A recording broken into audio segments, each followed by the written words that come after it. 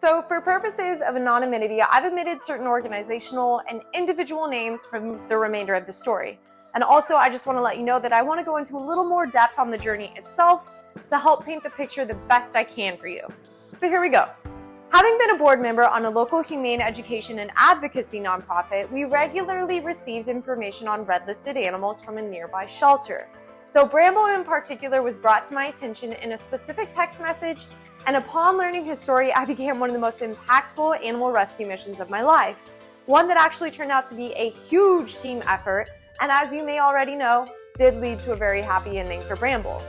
But what I thought would be a pretty straightforward task of getting him adopted turned out to be weeks of tireless, frustrating, and also very inspiring work. So Bramble was an estimated 2-year-old beautiful German Shepherd, red listed due to his aggressive behavior in the shelter. And at the time of my learning about Bramble, he had just 11 days before his euthanasia date. 11 days left to live. And now if that doesn't make you take action, I don't know what will. So knowing if I didn't do everything I could to get this wonderful animal out of the shelter, I knew I wouldn't be able to sleep at night. I just imagined him standing in his enclosure, not knowing that in just less than 2 weeks, his time was up. And the reality is, guys, that this is no different from the situations that thousands of animals in shelters are facing as you listen to my words. So immediately I started posting about Bramble on social media. I shared of the urgency, photos of him, and that we needed an adopter or foster as soon as possible. And I'm not kidding you, over the span of just a day, my direct message inbox on Instagram had never been more full, filled with messages from people wanting to help, expressing their support, and inquiring about any updates.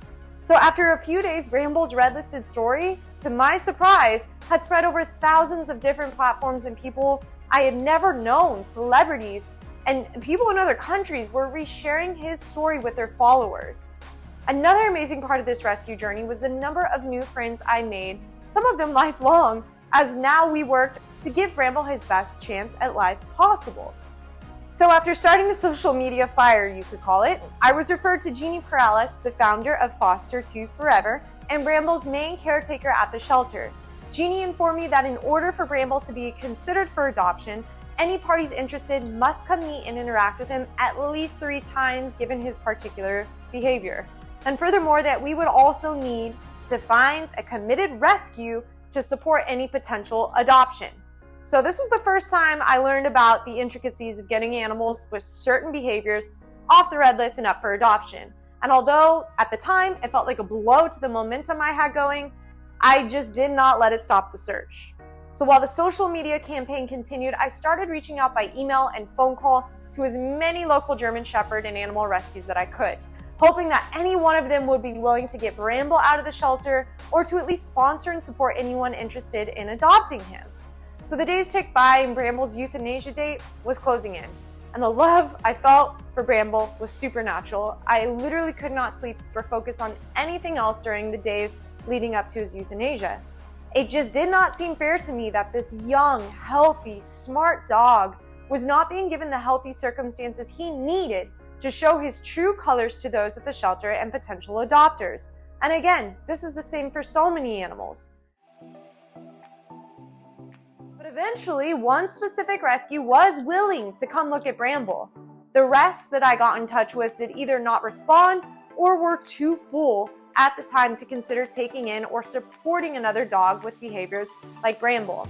So as you can imagine, when one rescue responded with interest, it was like a glass of cold water to my boiling blood. And additionally, having learned that a rescue was interested in Bramble, the shelter he was at extended his euthanasia date another week. This was a huge win, buying him time. So with high hopes, I awaited feedback from Jeannie, who would be at the shelter when individuals from the rescue group came to look at Bramble. I checked my email later that day only to find out that the rescue was interested in potentially taking 2 other German Shepherds from the shelter. Bramble was not one of them. I was crushed, but again, not giving up. We are knocked down, but we are not knocked out. And I can't wait to see this success story when it's done, because that's what it's going to be. So Jeannie and I continued to work hard at spreading Bramble's story and reaching out to rescues, and I cannot explain how many DMs of interest I received from people interested in adopting Bramble, only for them to lose interest upon hearing about the process of going to meet him several times and working with a rescue throughout his adoption process. And this too frustrated me. If he was not worth the work to get adopted safely, how would he then be cared for in a forever home? Alternatively, if this process deterred potential fosters and adopters, is it something that we might want to consider adapting or changing?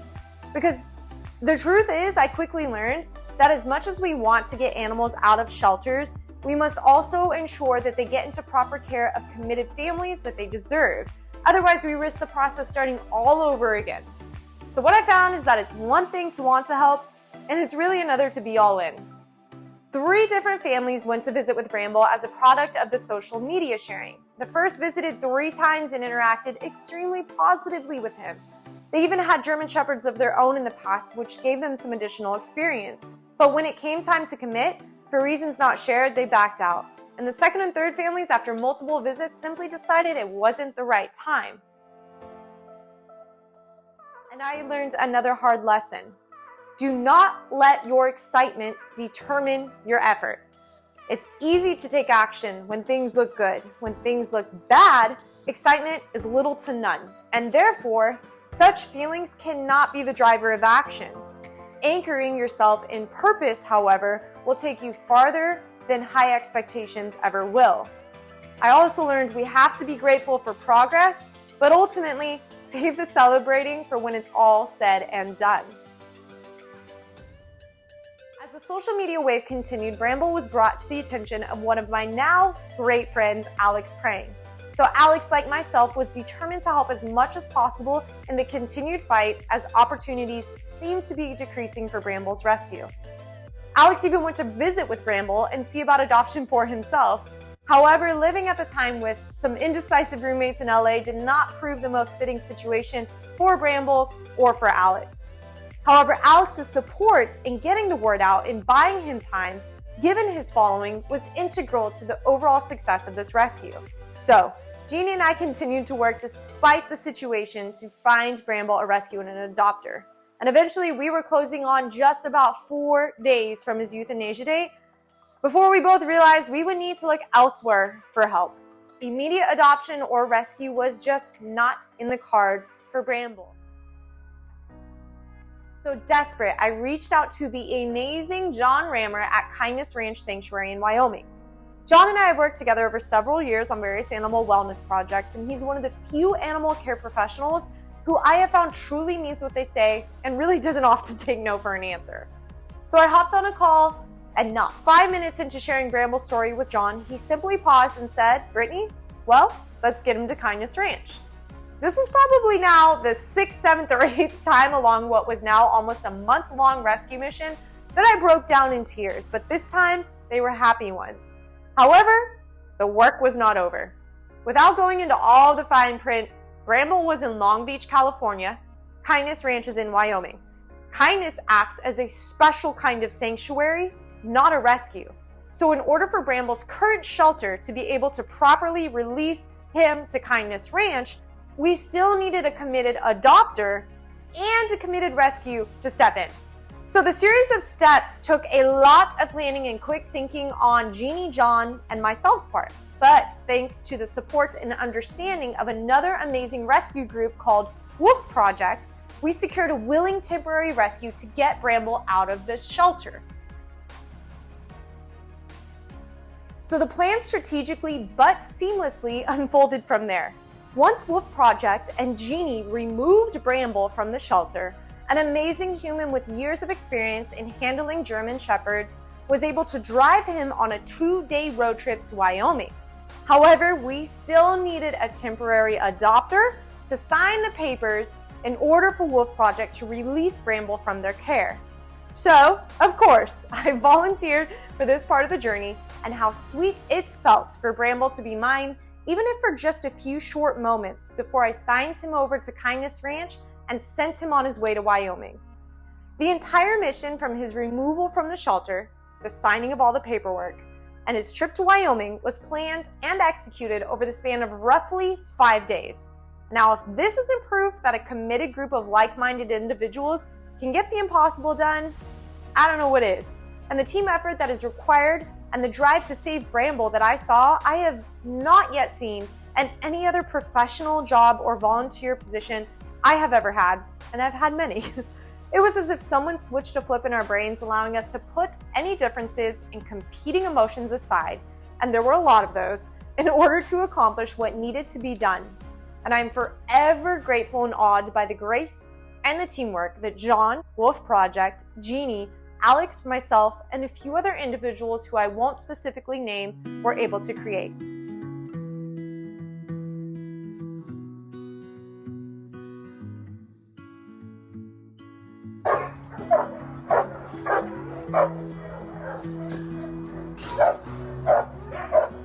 So we received photo updates from Bramble's caretaker and driver from the minute he was taken from the shelter and throughout his journey to Wyoming. And one of the best moments was seeing Bramble eagerly walk from the shelter to the car that he would quite literally take to a new life.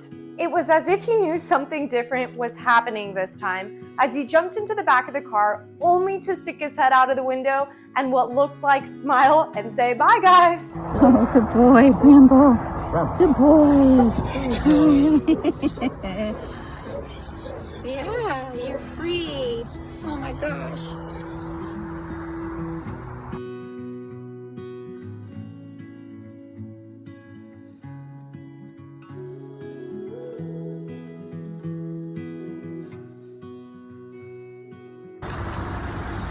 Okay, here goes our boy, riding in style. There he goes. Woohoo! There's Volunteer Gary. Talk about a happy boy and some very happy people waving him off. Volunteers, Brittany, Alex, you guys are awesome. Gary, you've been incredible. Ricky and Dee, you've exercised our boy Bramble. Thank you so much. I'm so overwhelmed. Thank you. By his first night out of the shelter, he was already acting like a completely different dog. We discovered that outside of the stressful distractions present at the shelter, he was very eager to behave and even listen to commands. Hey, you want some hot dog? Do you want some more food? Sit. Sit. Good boy. Good boy. You're a handsome man. His entire demeanor changed from hyperactive to focused, curious, and excited. And his first night on the road, he even decided to sleep with his driver in a comfy hotel bed, play with some toys, and enjoy life outside of a cage before finishing the last leg of the trip. Now, let me remind you, this was a dog that was set to be euthanized due to his shelter-induced, partly overly aggressively behavior and a lack of adoption or interest in him, therefore. So seeing photos and videos of Bramble along his journey to freedom, acting like the happy, much kinder dog, was probably one of the best feelings I have ever experienced in my life. But nothing topped his arrival to Kindness Ranch in late winter, where he was greeted with some winter snow, freedom, and comfort in a place where he could never again be placed on a red list.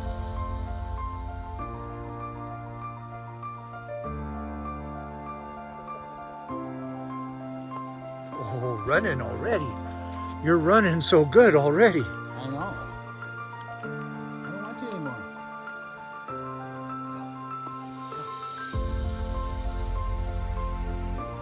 I was amazed. It was not long after his arrival to Kindness that he was also able to adjust to his new home and work with dog behaviorists to help train and heal any remaining stress-induced aggression. And around this time is when I got the call from John, informing me that he and the team at Kindness decided that with his fresh new start, Bramble needed a new name as well. They chose Nayati, which quite perfectly is Hindi for destiny. And what a perfect name for a new beginning it was. Nayati is a completely different dog now that he's out of the shelter in Long Beach. And in a way, I too feel it was my destiny to help complete this rescue mission, as it opened up so many doors of new knowledge, friendships, growth, and fire in my bones to continue doing what I can to advocate for fostering, adopting, and just getting animals off the red list.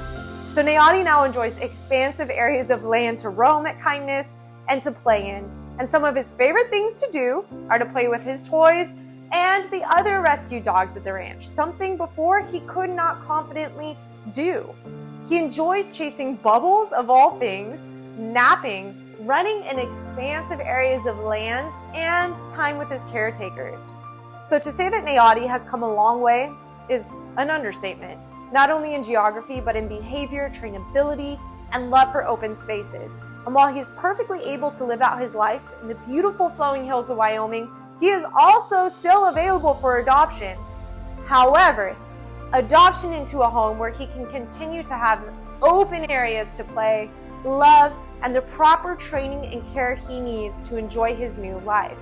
Now, John regularly sends me updates of Nayati to this day, and the feeling I get when I see his furry face pop up on my text makes even the hardest of days better. This rescue mission taught me that there are good people in this world and that even the most problematic of dogs or cats deserves a chance at life outside of a shelter. One where they can be given the chance to be their true selves, free of overstimulation, misled labels, receive training, and most importantly, not face a death sentence. Now, my hope is that Nayati's story has educated you more on the reality that animals in shelters often face and the complicated process of getting them out, all that could be reduced simply by adoption. I hope that all of this has furthered you to desire to adopt, or to at least share the importance of adoption with your friends and family. And if you can't adopt, fostering is a huge help to open up room in shelters and to provide these animals with less stressful conditions so that they can put their best foot forward for adopters. Because right now in the United States alone, shelters are overflowing with animals, just like Nayati, who are in need of rescuing before their time is unfairly up. And I can attest firsthand that the love you will receive from a rescued pet, whether a cat or a dog, is unlike that of any other. So individually, guys, each of us can make a huge difference in the world of an animal, but collectively, that will make a huge impact in shelter numbers across the nation. So I just encourage you to do a little research before adopting a cat or a dog on basic care needs so that you are prepared and confident in choosing your next best friend. And consider that animals outside of shelters might behave entirely different once shown the love and freedom that they desire, as Nayati showed us. Find out where your local shelter is, ask them how you can help or volunteer if you can't foster or adopt, and if nothing else, be willing to advocate and share the stories of animals in need, like Bramble's, aka Nayati's, when you have the opportunity. So if you would like, head on over to Instagram and give me a follow at Brittany Ray, where I try to post as much animal advocacy and helpful motivation that I can throughout the weeks. And thank you most of all for believing in your power to make a difference in the life of an animal.